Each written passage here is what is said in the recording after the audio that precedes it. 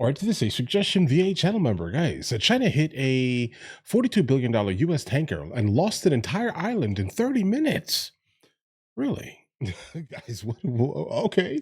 China attacks U.S. oil tanker and pays a heavy price.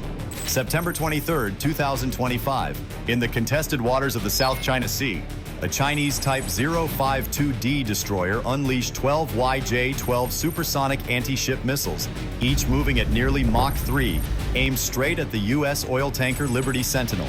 Why would you do that, China? 27 American crew members and 550,000 barrels of crude oil worth $42 billion. A floating fortune bound for the U.S. base at Puerto Princesa, Palawan. Okay. By its side, the USS Barry DDG-52, a $2 billion guided missile destroyer with 370 sailors and Marines. Like, did they know that that was there? Stood as the lone shield. The Aegis system roared to life, intercepting 10 of the 12 missiles. Okay. But 2 broke through. In seconds, steel ruptured, fire engulfed the decks, and the sea turned black with burning oil. China celebrated, but America would answer. Guys. Within the hour, 2 EA-18G Growler aircraft, 2 B-2 Spirit stealth bombers, and 10 Tomahawk cruise missiles were already inbound. Heading out that way? What would fall on Woody Island? And what price would Beijing pay for this reckless strike? I mean, hopefully an absolutely massive price. Let's find out. September 23rd, 2025. 8 a.m., the South China Sea looked deceptively calm. But beneath that quiet surface, an American convoy was carrying a fortune. The U.S. oil tanker Liberty Sentinel, a steel giant with 27 crew members aboard, was pushing westward, its belly loaded with over 550,000 barrels of crude oil, valued at more than $42 billion on global markets. The destination, the U.S. forward base at Puerto Princesa in Palawan, just 310 nautical miles away. It wasn't alone. Shadowing its every move was the guided missile destroyer USS Barry DDG-52, packed with 370 sailors and Marines. Together, they formed a moving fortress, fully aware that their path cut straight through Beijing's self-declared wall of control. At 8:40, tensions rose. Well, that's why US they did sensors detected the faint electronic signature of a Chinese Type 052D destroyer, its hull facing down toward the horizon. Its 64 missile launchers and advanced radar locked on like the eyes of a predator. No warning, no radio squeal, just the silent shadow of steel. Analysts in Washington had warned of this moment. Beijing considered any American supply line in the South China Sea a legitimate target. By 9:15, the atmosphere on the Barry was electric. Combat information centers glowed red as state of emergency was declared. Right, they were getting closer. closer. Crew members strapped into position, damage control teams sealed bulkheads, and gunners stood ready at Phalanx C-1WS launchers capable of firing 4,500 rounds per minute. Everyone understood. An attack on the tanker would not only result in human casualties, but would also undermine U.S. credibility and cause hundreds of millions of dollars in damage in a single morning. At 9:45 a.m., the Chinese Type 052D destroyer suddenly launched 12 YJ-12 supersonic anti-ship missiles roaring into the sky, each capable of tearing through the air at speeds of nearly Mach 3 and carrying a 450-kilogram warhead at just one target. Oil tanker. Or no? In just one salvo, Beijing spent more than $180 million on precision firepower to destroy an American tanker. Aboard the USS Barry, an alarm blared. The Aegis combat system activated, locking onto the incoming missiles. Sailors scrambled to fire the ship's vertical launch system, salvo of standard missiles into the air, silver streaks of light hurtling toward their prey. Within seconds, the interceptor collided head-on with the incoming YJ-12S. The explosions were deafening, and thunder rumbled across the sea like war drums. The results were spectacular. 10 missiles were destroyed mid-flight, each worth more than an American house. But the system was suddenly overwhelmed. Obviously. The last 2 missiles got through. They struck the Liberty Sentinel with brutal precision. One hit the starboard hull, tearing through the steel like paper. The second hit the fuel tank, igniting hundreds of thousands of gallons of crude oil in a fireball that shot 400 feet into the sky. Yeah, guys, we need to tariff them more. After all of this here, guys, right? I haven't even heard of this. Right? Just understand, and my knowledge of geopolitics is pretty solid. I've never heard of this here. So yeah, let's go ahead and tariff them at 1,000%. The impact was catastrophic. 3 American sailors died instantly. Jeez, 12 others guys. were severely burned and injured by the explosion. Some were thrown overboard, helpless in the sea of fire and smoke. On the bridge of the Barry, officers gave the order: lower lifeboats, hoses down the burning deck, while medics rushed to pull survivors from the black, suffocating water. From satellites overhead, the scene was clear. A column of black smoke visible from nearly 60 miles away, the tanker aflame like a beacon guys. of American weakness. All that oil. In Beijing, state commanders signaled mission accomplished. Bro, do you say American weakness? That's not the case here, guys. All right. Listen, China decided to strike a literal floating gas station. All right. Congratulations were beamed back to the capital. For the We didn't Chinese think that Navy, you guys it were was the gonna propaganda savagely victory do they this. craved. Proof that American steel could bleed. But victory Wow. was Okay. illusory. While Chinese officers congratulated themselves, on the USS Barry, fire crews extinguished the blaze and Marines carried their wounded comrades to safety. The cost was real: $42 billion in lost cargo, 15 casualties, and 1 ship crippled. But the U.S. Navy was not broken. It was angry. No.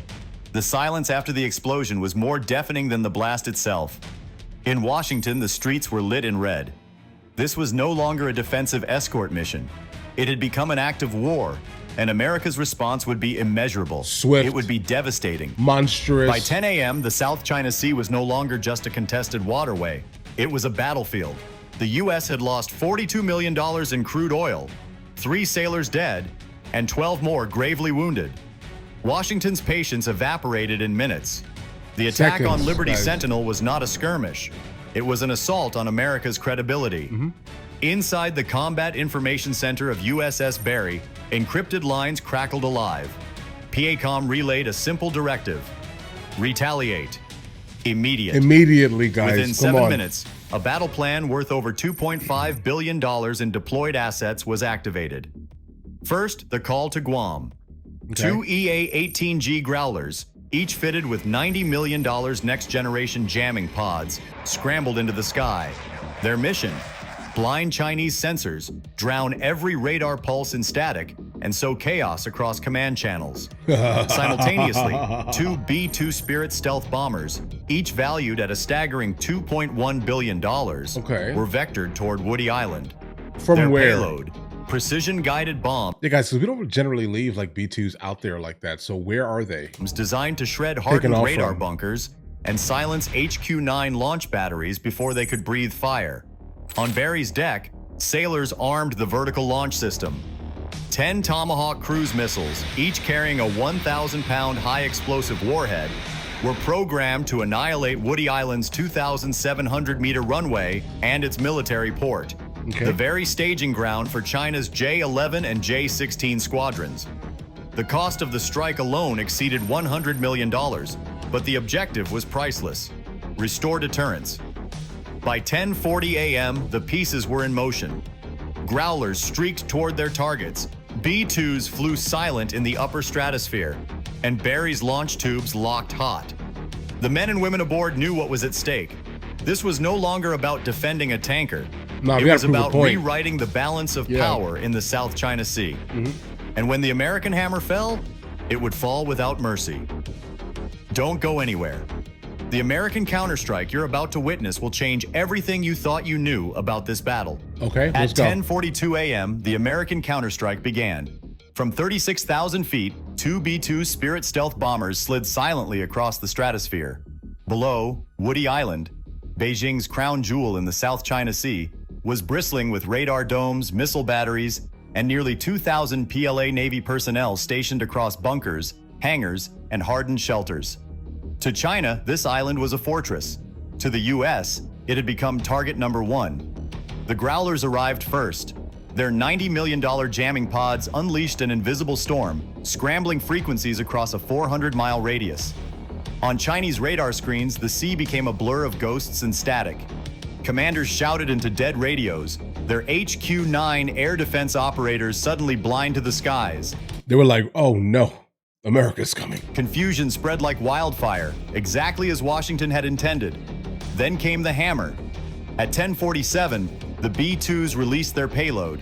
8 precision-guided GBU-57 bunker buster bombs, each weighing over 30,000 pounds. Oh, yeah, you're not making non-nuclear weapons in the U.S. arsenal. That's one of those things. Within seconds, the first impacts tore through Woody Island's radar array, collapsing reinforced bunkers as if they were sandcastles.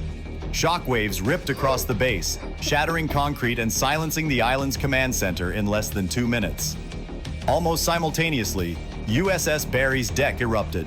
10 Tomahawk cruise missiles launched in sequence, streaking low across the waves at 550 miles per hour. The first 4 slammed into the 2,700-meter runway, tearing it apart in craters more than 50 feet wide, rendering the strip useless. The island's HQ-9 batteries managed to intercept 2 Tomahawks, but the defense was futile. The remaining 4 missiles targeted the naval port and fuel depots.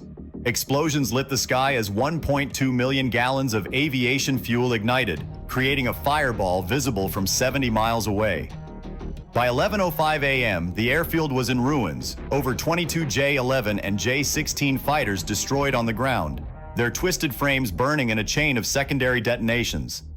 The port was left in chaos, 2 corvettes gutted, piers collapsing into the sea, and ammunition depots detonating with the force of 200 tons of TNT. I think the corvettes they're talking about obviously are not the corvettes that I think immediately we recognize here. I think these are ships.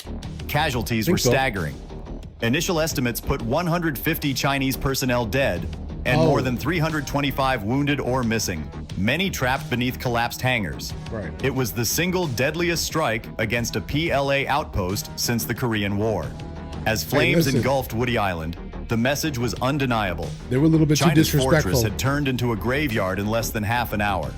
For every missile they had fired at Liberty Sentinel, the U.S. had returned a storm of steel worth billions. Precision, overwhelming, and merciless. And the world was watching. From Tokyo to London, news channels broadcast the Inferno live. Beijing's silence was deafening. The Battle of September 23rd was no longer about a tanker.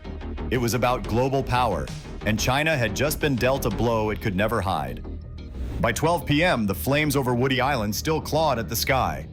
What had been China's most fortified outpost in the South China Sea just hours earlier now lay in ruins.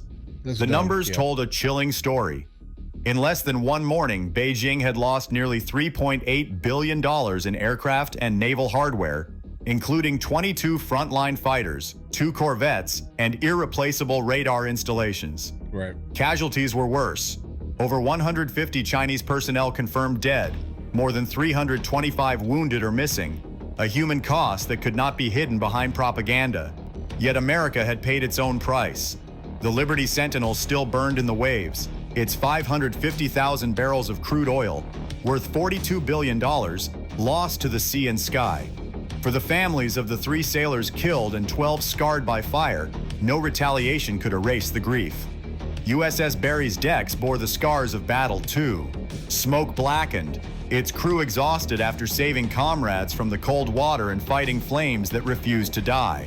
Freedom, once again, had been paid for in blood, but strategically the outcome was unmistakable.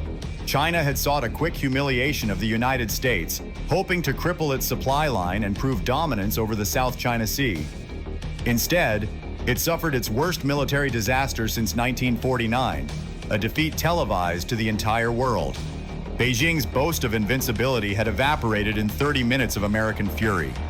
For Washington, the message was as old as history. Deterrence lives not in words, but in action. Even under sudden attack, even with blood on the waves, the U.S. Navy could adapt, strike back, and crush an adversary's stronghold. Technology mattered, but so did discipline, training, and the will to finish the fight. By sunset, analysts were already calling September 23rd the new Pearl Harbor reversed. China struck first, but it was America that ended the day standing, while Beijing counted its dead in silence. Across Asia, allies took note. In Tokyo, Manila, Hanoi, and Taipei, leaders saw not just fire on an island, but proof that the balance of power had not shifted east. The lesson was seared into history. Reckless aggression carries a cost greater than any prize. Yeah, they didn't expect For China, the gamble ended in ashes. Come back this hard. For America, it was a painful but undeniable reminder. Freedom survives not by chance, but by strength. As the sun set on September 23rd, 2025, the South China Sea was no longer calm water. It was scarred by fire, oil slicks, and wreckage. Jeez. Evidence of a battle that stunned the world. The Liberty Sentinel burned, her cargo of 550,000 barrels of crude worth $42 billion lost forever. 3 Americans dead, 12 wounded, and a ship that would never sail again. Their sacrifice, their suffering, became the human face of this confrontation. Across the horizon, woody islands smoldered. What Beijing once paraded as an unsinkable fortress now lay crippled. Over 150 Chinese sailors and soldiers killed, 325 wounded or missing, more than $3.8 billion in fighters, ships, and infrastructure erased in 30 minutes. A defeat not only military, but psychological, televised to the entire world, Massively shattering the psychological. illusion of Chinese naval invulnerability. But the deeper story is this: America was attacked and America responded. Not with crazily. hesitation, not with compromise, but Right. with decisive, overwhelming Brutality. force. Yeah. That is the lesson of September 23rd. Deterrence is not words in a press release. It is steel in the water, discipline under fire, and the will to retaliate when struck. For our allies, this was reassurance. For our adversaries, it was a warning carved into history. The United States does not start wars, but when war is forced upon it, America will finish it, swiftly, brutally, and decisively. All right, guys. Again, the name of the channel this video came from is called Navy Signal here, guys. You guys have been sending me a lot of their content. I'm guessing you guys are seeing it a lot, potentially. But this delivery was absolutely spectacular, guys. I did not know that this happened here. Guys, like you, I think everyone grows up for the most part, like understanding not to poke like bears and like, you know, the big guys out there. Don't specifically go and target them, because what happens is that big guy can be nice for as long as humanly possible, but once you actually do something absolutely egregious, and again, I don't know why they specifically targeted that ship. Did it like cross a border? I want to know what happened specifically in the context of that. So if you guys do know, let me know in the comments. I'll try to respond to as many of you guys as humanly possible, right? But either way, you poke the bear. Oh, wait. Oh, no, I gotta edit this now. 722. Edit. But either way, guys, you poked the bear. Like, I'm trying to understand, like, what did you think was going to happen? You thought America was just going to be like, you know what, it's okay. You can destroy one of our things, right? And specifically you, one of our adversaries, like one of our main adversaries. Like, what do you think was going to happen? You thought America was just going to be like, yeah, it's fine. Are you crazy, guys? Okay, we're the bear. Don't poke the bear. All right, don't do that. That's bad for you. That's bad for everyone around you, guys. Right? Guys, send me more of these, specifically on topics that you obviously recognize that I may have missed specifically on the channel from people sending me things like that. You get what I mean, here, guys. But all right, listen. If you guys are new here, please like and subscribe. In the meantime, I'll catch you guys later. Guys, do you want to watch movies with me? I never actually thought to like promote it over here, guys. But if you guys do want to watch it, guys, we have hundreds of movies, and I mean hundreds of movies that we've reacted to. You guys can come watch them with me if you want to, along with many TV shows. Currently we're working on the show Dexter, along with Vikings, and we have a lot of series that are already completed. But if you guys do want to watch it with me, the link is in the description. Everything's available at the second tier. But of course, if that's not your thing, guys, don't worry, right? Listen, like and subscribe.